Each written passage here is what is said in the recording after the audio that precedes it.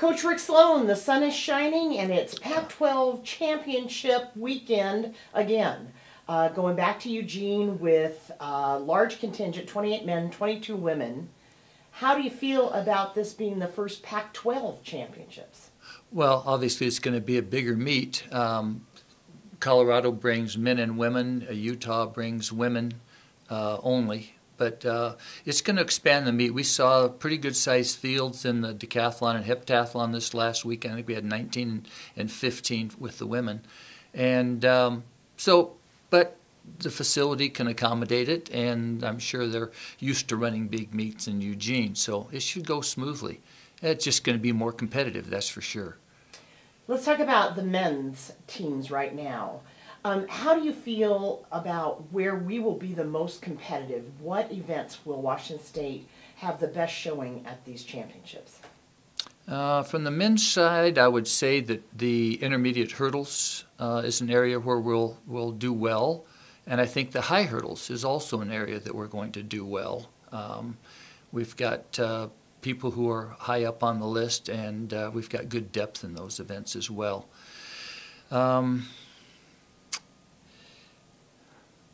You know, we're in the mix in a lot of these. Those two areas are probably our strongest areas for scoring. I think Andrew Gonzalez is in a good position and is up high, and Joe Abbott in the 800 meters for sure. He'll be very competitive there.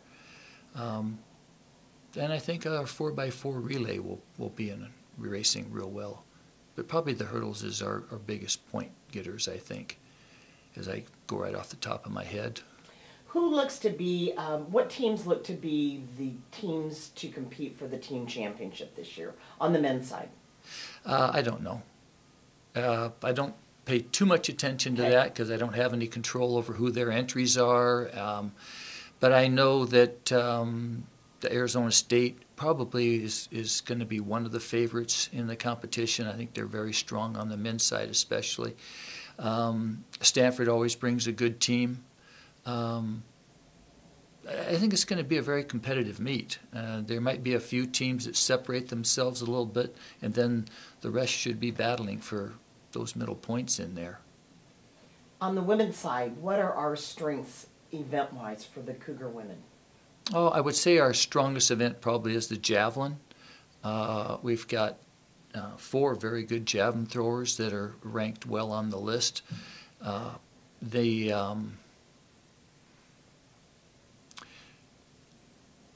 Now, that's probably the strongest area for us. We've got people that are in good positions in some of the events. I think probably the next strongest area might be the steeplechase with Caroline Austin and Ruby Roberts. I think both of them will do a great job down there and run well.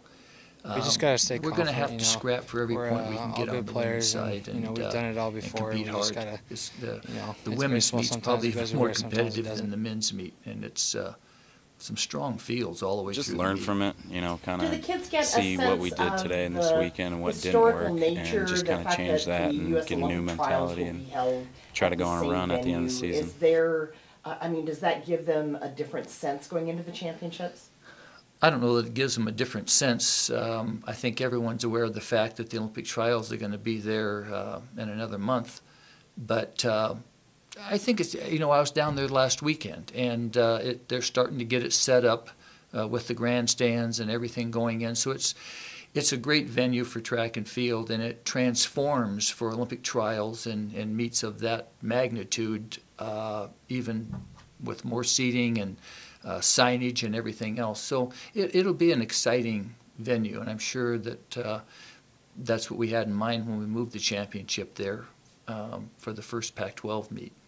And when will we be hosting the Pac-12 Championships? 14. 2014. Yeah, USC will take it next year in 13, and then the Cougs will have it in 14. And you're going to be having some renovations done to Newberry Track this summer. Yes, maybe this summer and then the following summer. But right now we're looking to resurface. We're looking to fill in the D portion of the infield at the north end and set up 2 directions for the long and triple jump pits, 2 directions for the pole vault next to that, and then the discus circle to be moved to the center instead of on the corner there. That makes it a little bit safer. We need to replace our cage, it's pretty old. And new curbing, slot drainage around the inside. There's a large number of things going on, and then hopefully we're going to be able to move down and either this year or next year and do the other end and fill in that D and relocate the shot put. But it's going to be a welcome addition to upgrade the facility and get it resurfaced, and we should be ready to go for the 2014 championship. Now, you always have a great track camp here in the summer. So what happens to track camp this summer? Well, we're going to conduct the track camp indoors in the bubble.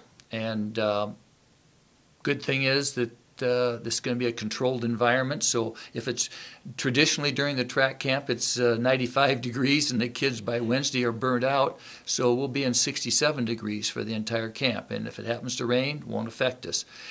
Drawback is we'll probably be a little bit more cramped in there, but I think that with the straightaway track and the one down the middle, I think we should be fine. The only thing that won't be in the bubble will be the long throws, the discus and the javelin, and we're going to utilize Rogers Field or the football stadium and contest those events and practice them up there.